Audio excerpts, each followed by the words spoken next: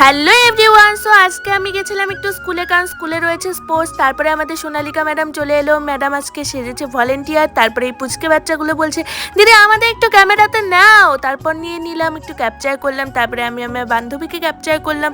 So আমাদেরকে কেমন লাগছে অবশ্যই কমেন্টে জানিও। এরপর চলে এলাম মাঠে, যেখানে খেলা হচ্ছে। তো এসেই দেখি মাঠে টান টান উত্তেজনা, কারণ নৃত্য প্রদর্শনী হবে। সো এখানে অনেক ফ্যান ফলোয়ার্সের সঙ্গে দেখা হয়ে গেল। তো তোমরা কেউ যদি থেকে থেকেও যাদের সঙ্গে আমার দেখা হয়েছিল, তোমরা অবশ্যই কমেন্টে জানিও যে হাই। তারপর আমি সোনালিকাকে বললাম কি রে ভলেন্টিয়ার হয়ে কেমন লাগছে। ও বলছে ফিলিংস খুব ব্যাড, ফার্স্ট টাইম ভলেন্টিয়ার হয়েছে তো এর জন্য বলছে। আমাদের সময় তো লকডাউন ছিল, তাই আমরা কোনোভাবেই ভলেন্টিয়ার হতে পারিনি। এই দেখো, তারপরেই দেখা হয়ে গেছে আমার মিষ্টি মিষ্টি ফলোয়ার্সদের সঙ্গে।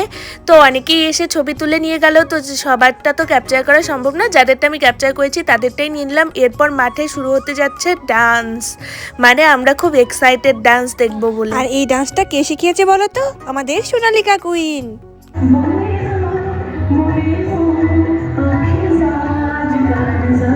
তারপর আমি আমার বান্ধবীকে বললাম চল একটু স্কুলের ভিতরটা দেখে আসি, কবে থেকে যাই না। তারপর স্কুলের ভিতরে এলাম।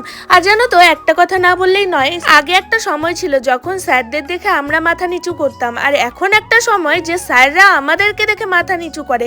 সত্যি আমি না এই জিনিসটা মেনে নিতে পারলাম না, তাই তোমাদেরকে ভিডিওর মাধ্যমে বলেই দিলাম কেন এরকম করলো। আর তারপর আমি আর সোনালিকা থাকবো, সেখানে রোমান্স থাকবে না, এটা তো কখনো হতেই পারে না। আমি আর সোনালিকা থাকলে আমাদের হিরো হিরোইনের দরকারই নেই, আমরা দুজনই হিরো হিরোইন। তো আমাদের জড়িকে তোমাদের কেমন লাগে অবশ্যই কমেন্টে জানিও। রাধে রাধে।